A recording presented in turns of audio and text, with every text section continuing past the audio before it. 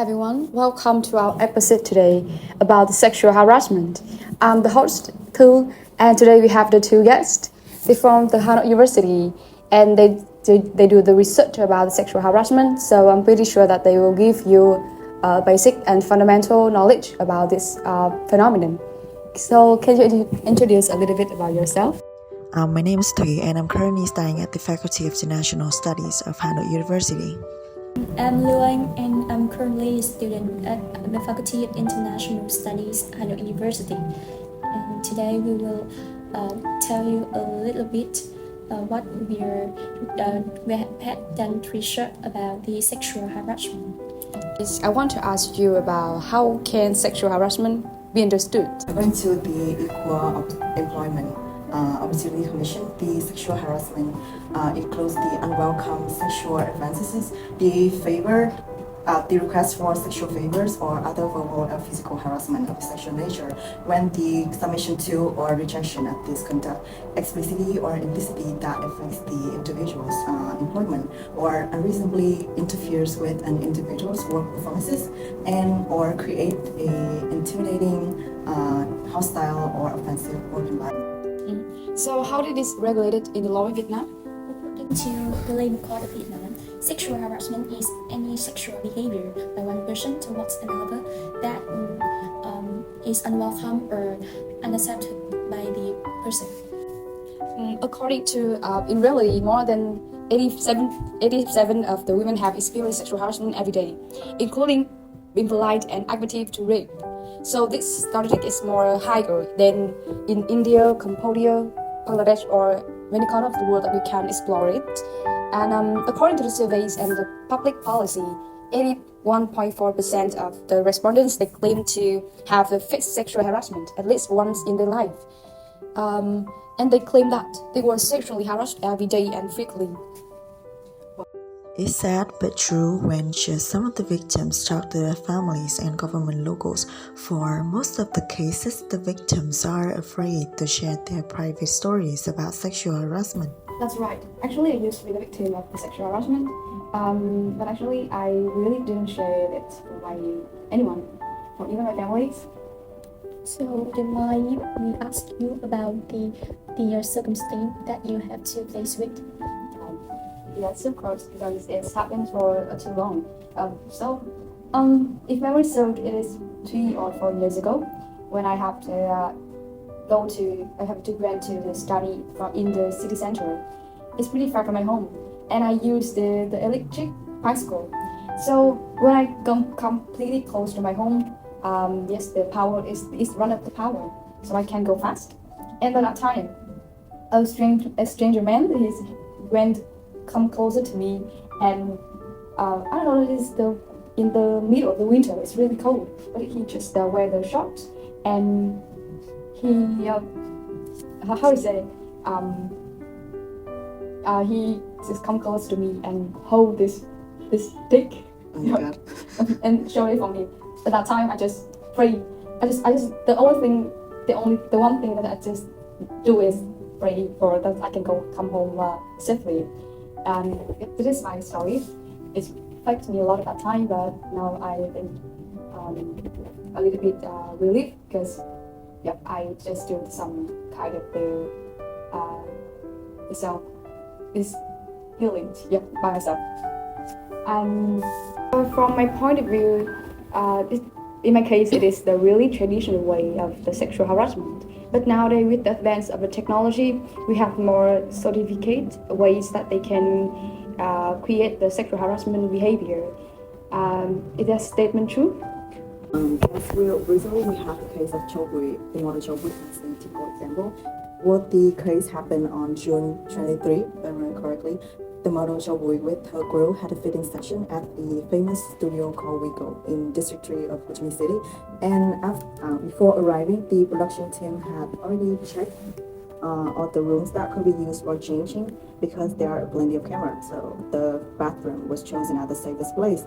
But after about half an hour, she accidentally looked towards the area in the corner and she found this black and brown object lurking under a white tower, and later they identified that it was a hidden camera that disguised a fake clock. So immediately They cooperated with the studio owner to check the security camera, and they found the perpetrator, NTH, and this person admitted to the crime after the exchange, and they all reported to the police. Yeah.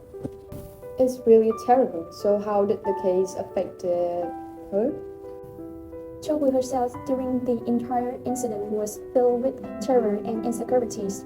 When we saw her sensitive images and of her body was recorded extremely clearly, and Cho Hui was truly shocked and speechless.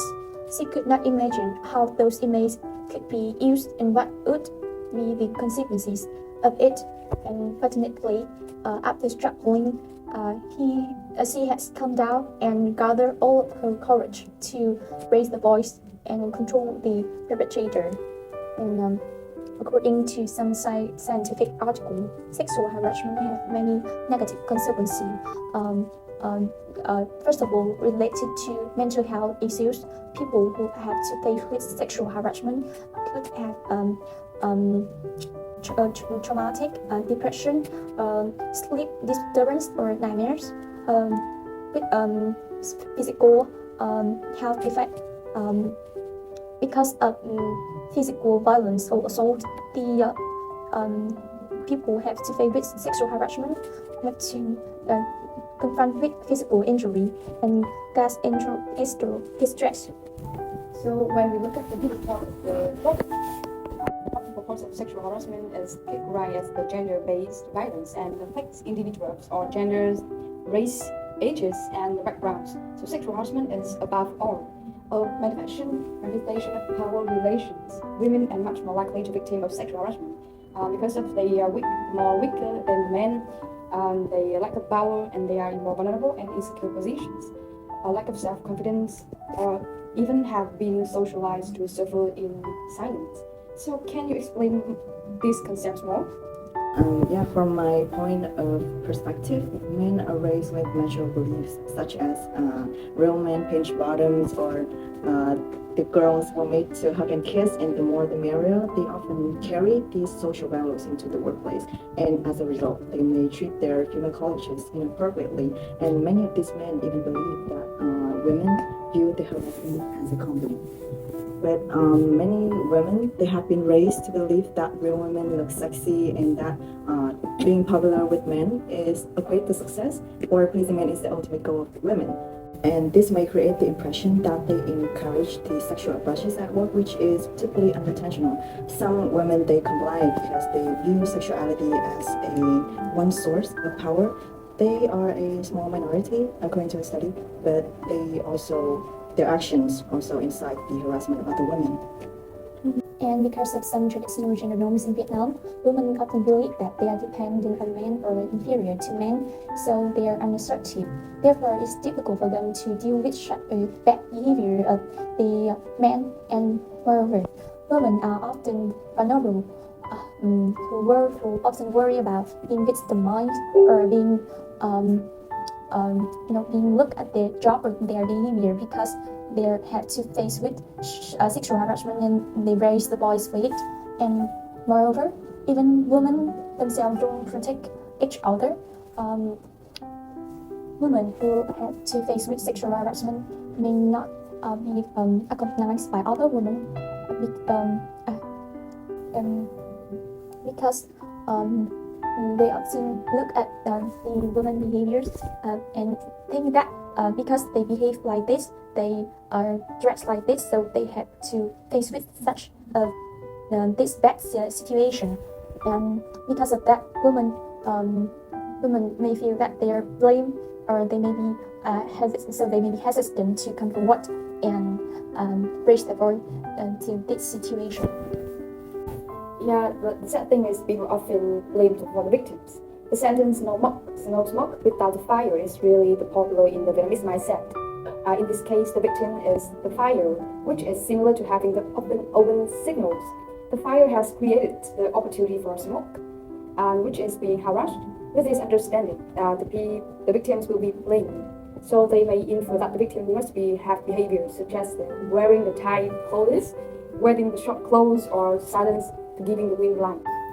Yeah, the victim blaming is a common tendency that frequently turns the victim into the accused, and the victim's attire, way of life, private life, they appear to be take importance over the behavior that under the investigation, much like the cases of sexual assault and rape. And the victims, they will likely wait until things get like intolerable because before complaining, because they might be extremely embarrassed by what happened, or they may fear the ridicule or retaliation, and then they might be held accountable for like initially supporting or playing along with the behavior. And additionally, many women tend to feel too much by self-blame, that they think that they might do something intentionally or talk something intentionally to encourage the undesirable behavior of the man, and moreover, they frequently fail to recognize that it is a very common occurrence and not their fault.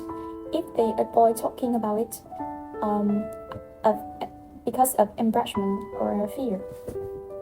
So turn back to Vietnam's situation. How do two of you evaluate the sexual harassment situation in Vietnam after you doing the research about it?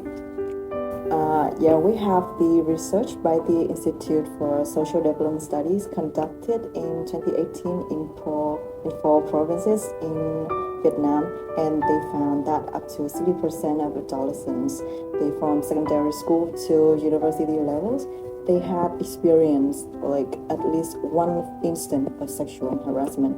More broadly, the UN Women's 2021 Country Gender Equality Profile report, they indicated that nationwide, the percentage of women who had experienced sexual harassment in their lifetime was approximately 11.4%, and which means that 1 in 10 women in Vietnam had at least encountered one form of sexual harassment. And even more concerning that many cases of sexual harassment is go but unreported because of the sensitivity of the issues. So the data collected represents only a small fraction of the actual situation. So with such alarming situation, so what government and individuals can do to deal with the sexual harassment? About the legal framework, we have the gender equality law. It strictly prohibits the gender-based violence, and also the criminal code, they specify corresponding punishment for rape and sexual assault. And on December of 2021, the government issued the decree which prescribes the administrative penalties in the fields of security, order, social safety, and prevention of social evils. And individuals who engage in acts of molestation or sexual harassment, they may be fined between 5 to 8 million number. And additionally, according to the Vietnam's labor code, the employees who experience sexual harassment in the workplace, they have the right to unilaterally terminate the employment contract under the provisions of the 2012 labor code. About individuals, there's a lot of activities that can take action to prevent and protect ourselves from sexual harassment. First of all, raising awareness is crucial to educate individuals, especially women and vulnerable groups, about their rights and legal protection against the sexual harassment.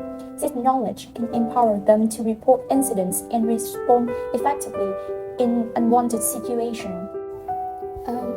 People should also stay cautious, be aware of the risk factors, and recognize inappropriate behavior.